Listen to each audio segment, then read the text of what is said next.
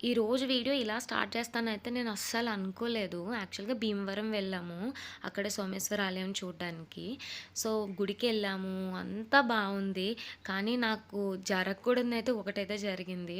అక్కడ గోల్డ్ అయితే పడిపోయిందనమాట గుళ్ళో.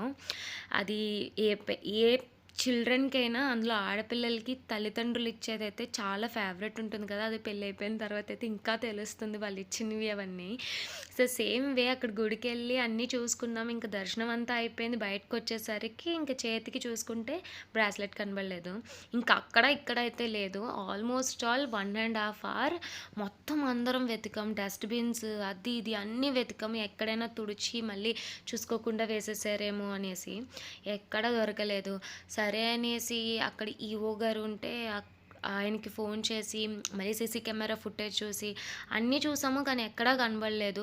వాళ్ళైతే మళ్ళీ 3 డేస్ తర్వాత రమ్మన్నారు. 3 డేస్ తర్వాత మొత్తము అన్ని యాంగిల్స్‌లో ఉన్న ఫుటేజ్ అంతా చూద్దాము అనేసి అన్నారు. సరే అని 3 డేస్ తర్వాత మళ్ళీ మా హస్బెండ్ భీమవరం వెళ్లారు. వెళ్లి చూస్తే ఏ యాంగిల్‌లో చూసినా ఎవరు తీశారు అనేది మాకైతే కనిపించట్లేదు.